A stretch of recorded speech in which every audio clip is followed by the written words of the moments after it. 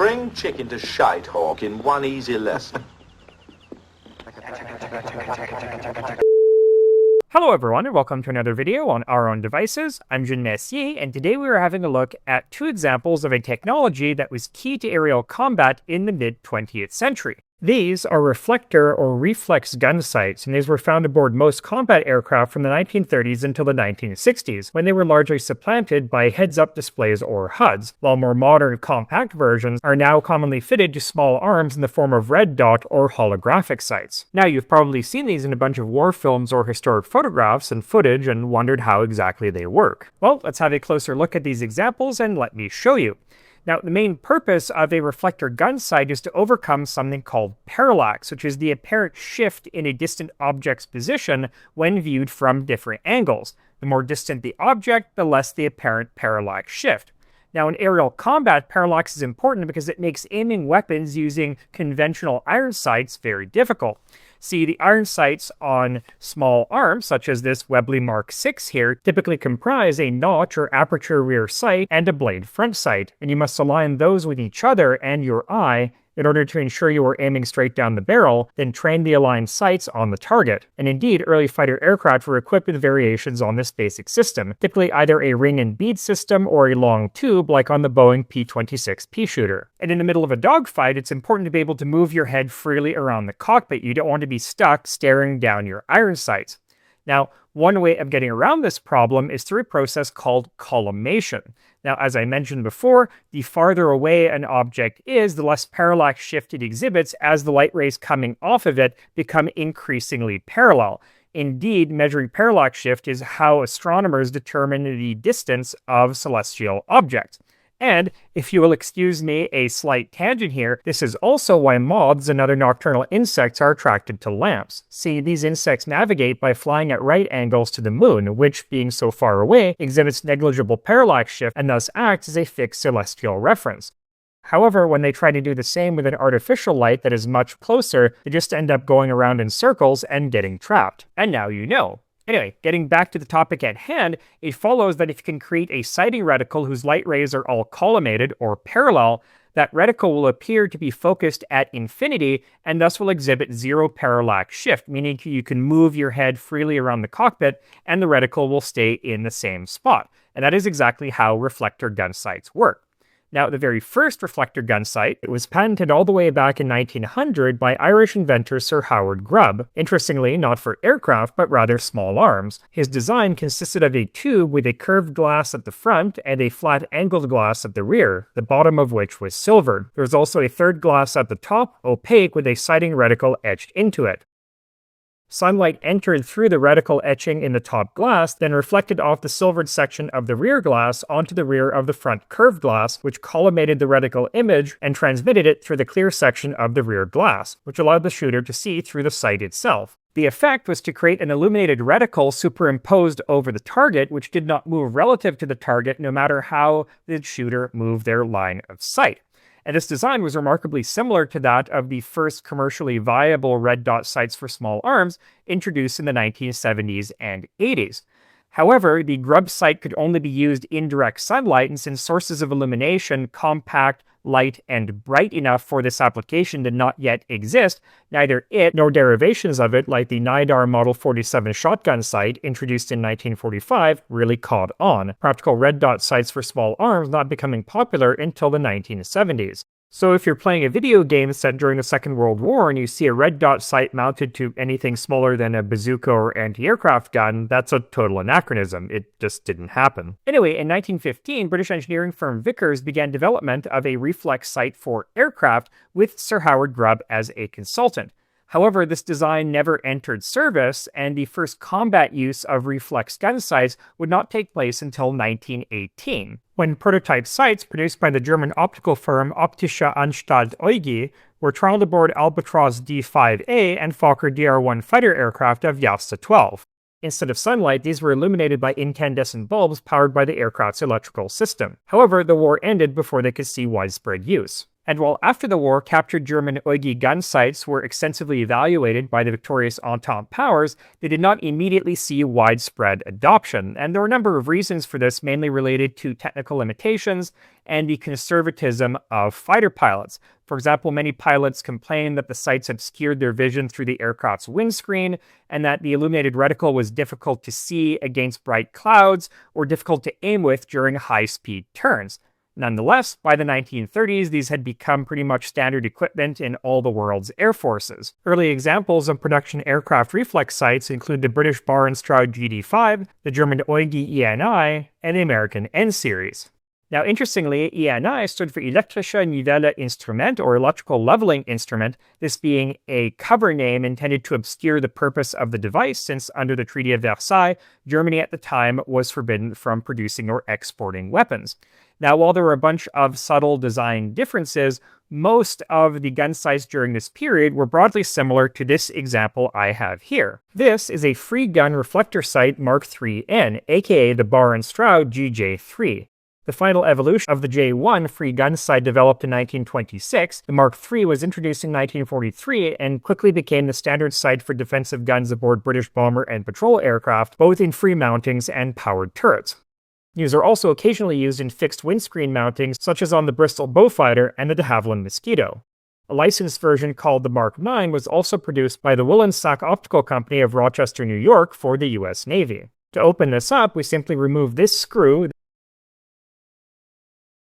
then press this button on the bottom and the side of the housing simply slides out. And inside we have a small frosted incandescent light bulb connected to a rheostat to control the brightness. The light from this bulb is directed up through this lens barrel, where it passes first through an opaque glass screen with an etched reticle, then a collimator lens which takes the diverging light rays from the bulb and makes them all parallel. Interestingly, many early reflector gun sights used a horizontal lamp tube with a mirror to reflect the collimated light upwards, but these were found to easily fog and ice up at high altitudes. This vertical configuration was thus adopted so the heat of the bulb rises and keeps the glass clear. The collimated reticle image is then projected onto this angled glass reflector screen, which acts as a beam splitter, reflecting part of the reticle image back into the shooter's eye while still allowing them to see the target through the glass. The collimated reticle image is then projected onto this angled glass reflector screen, which acts as a beam splitter, reflecting part of the reticle image back into the shooter's eye while still allowing them to see the target through the glass. Conveniently, this still has its power cord and a working light bulb and is designed to run off of 24 volts DC, the standard electrical system of most aircraft in the 30s and 40s. So if I wire this up to a 24 volt transformer, I can show you it in action. As you can see, no matter how I move the camera, the reticle remains in the same spot. However, due to the relatively small size of the reflector screen, the cone within which the reticle can be seen is fairly small, around 7.5 degrees all around. The reticle itself is very simple, just a ring with a dot in the middle, with the ring being calibrated to give the proper shooting deflection or lead for a target traveling at a relative speed of 80 kilometers or 50 miles per hour. Slower or faster speeds had to be estimated. For example, for a target traveling at 40 kilometers or 25 miles per hour, your aiming point would be halfway between the edge of the ring and the center dot, while at point-blank ranges, you would use the center dot itself. Of course, estimating proper deflection requires you to estimate not only the speed of the aircraft, but also its range, with an aircraft farther away requiring greater deflection than an aircraft closer up. You also need to be able to estimate the size of the aircraft, since a larger aircraft farther away might look very similar to a smaller aircraft closer up. And all this while in freezing temperatures, traveling at high speeds in a very cramped gun position or a turret. So you can see why so much effort and technology was devoted to teaching the fine art of aerial gunnery. And if you want to learn more about World War II gunnery training technology, please check out my previous videos on the GC16 and GSAB gun cameras, links in the description. Now, the Mk.III gun sight was designed to be mounted to a gun or turret via a bracket that clamped around the lens barrel, allowing the sight to be adjusted for harmonization. That is, the range at which the aim points of two or more guns converge by twisting it side to side. This handle on the side also allows the reflector screen to be tilted up and down to compensate for the greater ballistic drop of lower velocity weapons like cannons and rockets. 6 main versions of the Mk.III were produced over the course of the Second World War. The original Mk.III prototype, which had no dimmer rheostat, the Mk.III-A, which had a completely die-cast housing and added a dimmer rheostat and a sheet metal hood to keep out glare. This hood also featured a sliding sunshade operated by a knob. The Mk.III-A Star, the main production version, which featured a bakelite housing for the rheostat. The Mk.III-G, which added a tilting head for rocket firing. The Mk.III-L, a G model fitted with a hood, and the Mk.III-N, like this one, which deleted the hood. As previously mentioned, the Mk.III was also produced under license in the United States as the Navy Mark 9. There was also an Australian-produced version that had a spring-damped bulb holder in order to protect the instrument from shock and vibration. Now, while reflex sights were probably most commonly used for defensive guns, they are most commonly associated with fighter aircraft, which brings us to the second example that I have here, the fixed reflector gun sight Mk.II fitted to a variety of British fighter and ground attack aircraft, including the Hawker Hurricane, Supermarine Spitfire, and Hawker Typhoon. Development of this gun sight began at Barr & Stroud in 1934 as the GM2, and interestingly, early versions didn't have this separate reflector. Rather, the instrument projected the reticle directly onto the aircraft's windscreen.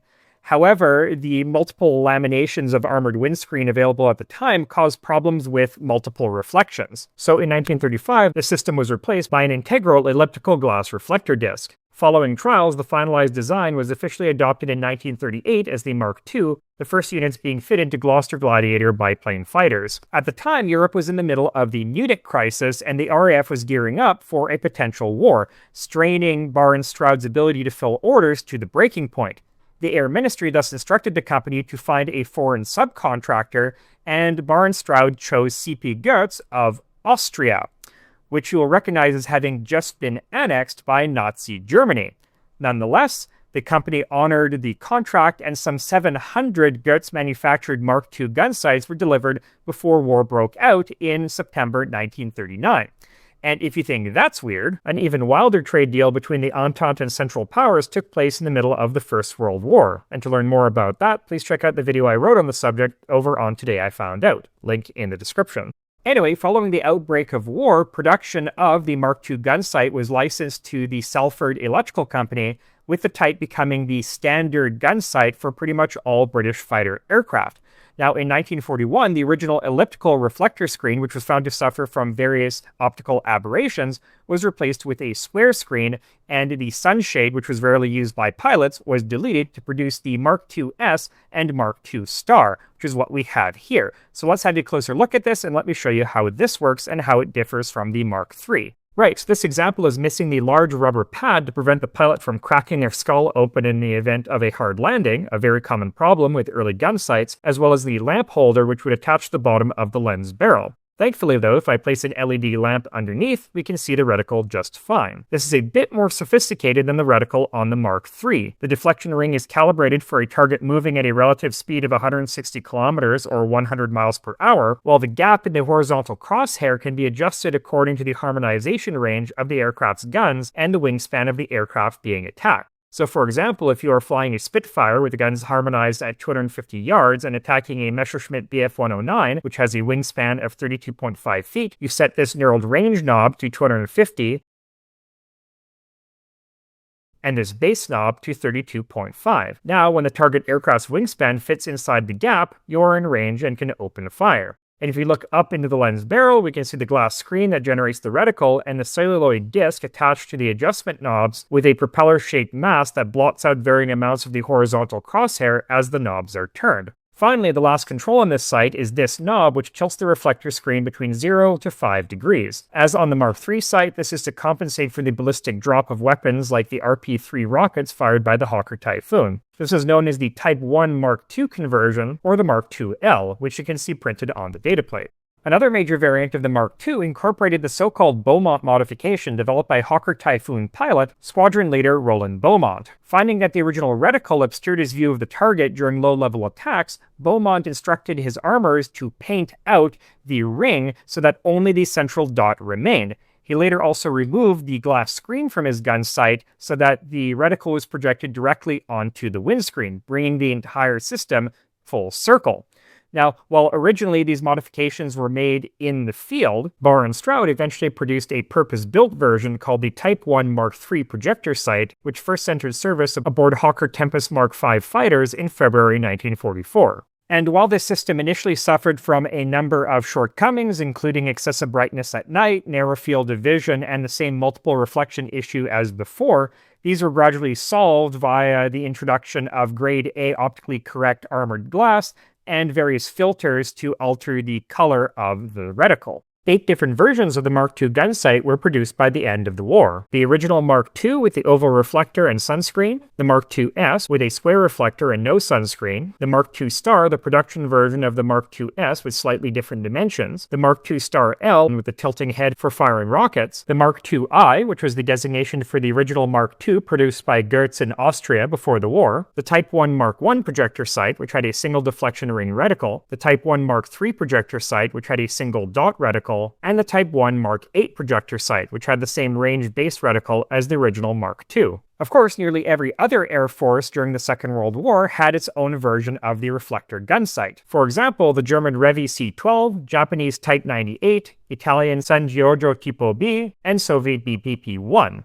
And despite the considerable advantages of this technology, traditional ring and bead sights continued to be used in applications where a reflector sight would be too bulky, such as on flexible defensive gun mountings on aircraft like the Bristol Beaufighter, Fairey Battle, and Short Sunderland. Finally, while reflector gun sights are most commonly associated with aircraft, versions were also developed for use with various naval and anti-aircraft guns, the American M9 bazooka, and mortars. These latter devices are known as collimator sights and differ from regular reflector sights in that you actually can't see through them. Rather, you keep both eyes open so the collimated reticle is superimposed over your view of the target. But while all of these designs have their own interesting quirks, this is rather beyond the scope of this video, and I would much rather have physical examples to show you on camera. So if any of you watching have access to interesting reflector gun sights that you'll allow me to borrow, please let me know.